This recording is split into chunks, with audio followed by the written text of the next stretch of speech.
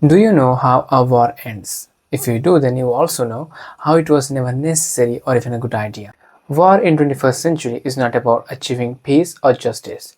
It's about making profit. War is a business. In fact, it is the most profitable business ever, where you don't spend millions or billions, rather trillions. And all those profits, all those money goes to the pockets of millionaires and billionaires. It's a forced event where lives are exploited for profit. For example, a single missile could cost up to 250,000 USD to manufacture, but it will be sold for over $1 million, making the profit margin over 60 to 80% per missile. The same way, a bottle of water that costs less than $1 could cost tens of times more in a war zone. War in 21st century is not about achieving peace or justice. It's about making profit. War is a business. In fact, it is the most profitable business ever, where you don't spend millions or billions, rather trillions.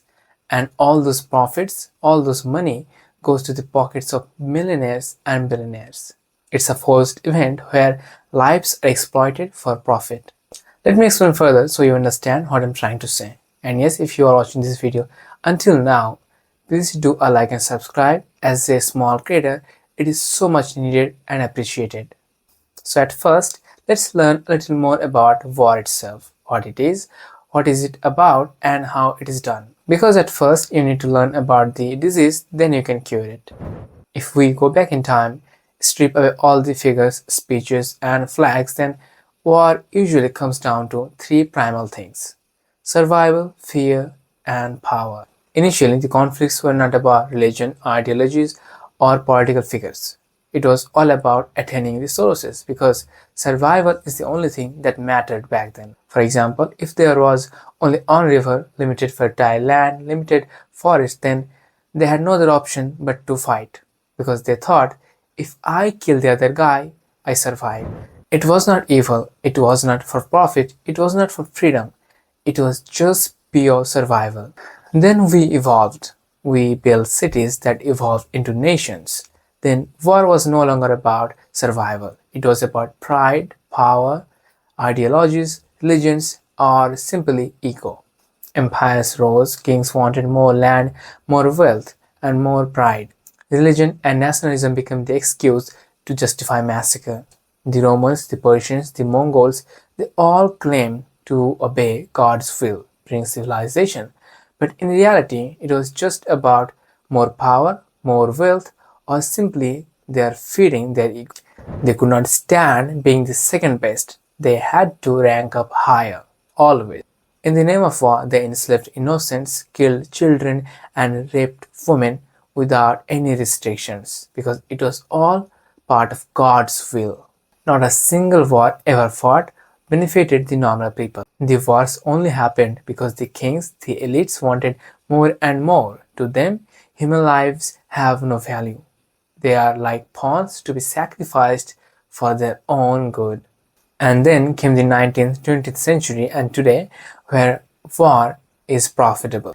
Weapon industries, royal interests, and political propaganda turned blood into currency. From then, we started to have wars, not for freedom, not for justice, but for profit. The wars we see are not natural occurring. They are caused by elites, the people in power. There is no villain sitting on a dark room whispering, "Let's kill them all, let's massacre them, even though it cost me my life and I may gain nothing."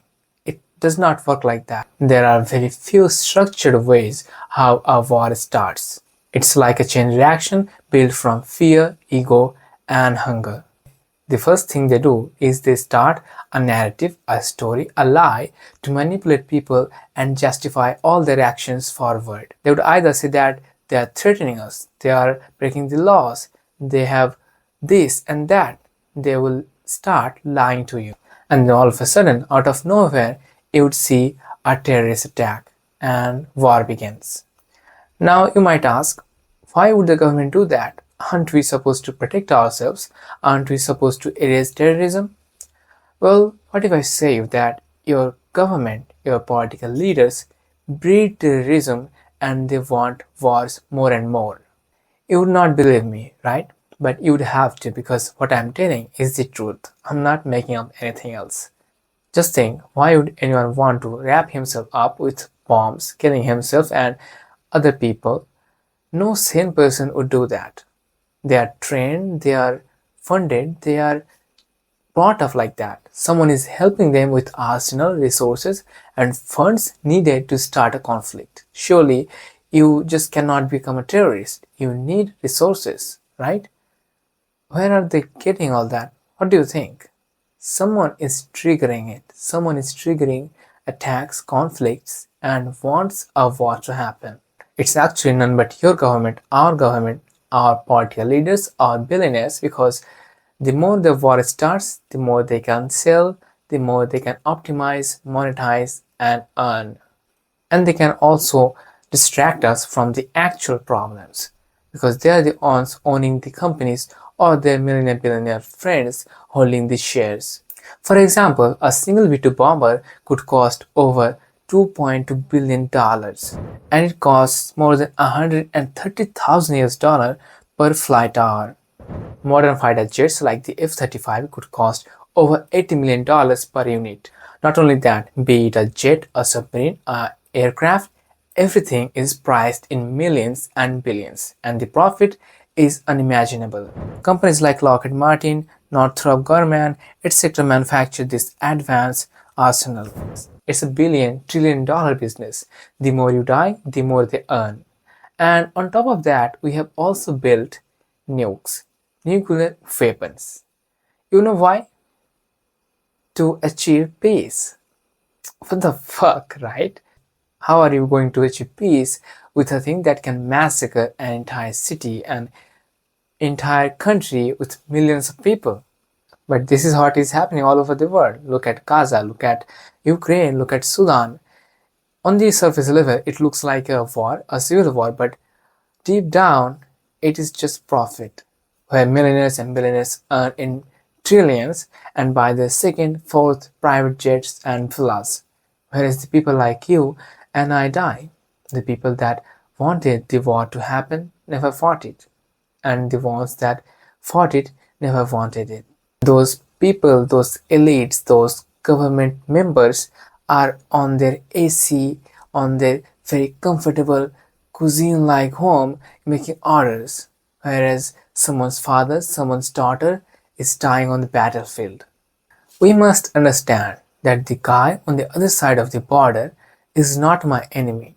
He, too, just like me, is trying to protect the people we love. He just wants to go home, live peacefully with his family as well. The real enemy is the ones that convinced us, manipulated us into thinking that we are not human, we cannot be friends, and we must finish off each other. Those are the real monsters, real enemies that we need to fight against together. I mean, just think how absurd, illogical, and pointless a war is. Spending millions, billions just to kill each other. I mean, obviously, there will always be problems between two nations because resources are finite, but human desire is not. But genocide is not the solution. Tell me, would you shoot your brother, your sister, if he just took the remote controller of the TV? You would not, right? You would try to talk to him, you would sit with him and tell him that we are supposed to share it, that we are supposed to enjoy it together. That's how the problems between two nations should be fixed as well, through talks. Now you can say that, well, the problems are way too complicated, it's not that easy. Maybe, maybe not. But genocide, the killing the other guy, is not the solution. You don't kill your brother, your sister just to get control over the remote controller.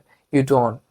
I mean, that's why we have people, we have the government, we have the rules to not kill each other, but to solve every problem peacefully. And it is more than obvious that there is no problem that does not have a solution, or at least, even if it does not have a solution, killing the other guy would not solve it because you are a human, right? You are not an animal. But if you still start a war, then it's only because you wanted more profit. It's not because you wanted peace. There is no winner in a war, only a killer. You don't win wars, you survive. Because just think how better it would be if we used all those resources, all those millions, billions on things that actually matter, such as education, healthcare, transportation. The world would be so much healthier and happier. They divided us into right and left, east and west, black and white, not because they care, but because division is profitable. Because when people fight each other, they don't see who is really in control. We have to understand that it doesn't matter your religion, your ideology, or anything, the ultimate goal of humanity is peace and stability. We must not kill each other, we must not lose ourselves or our loved ones for someone else's private jet or mansion. Do like and subscribe as a new content creator. It is so much needed and appreciated. And yes, if I have made any mistake, missed any points, or you have any suggestions, please do let me know in the comments. I'm still learning and growing. Thank you for watching.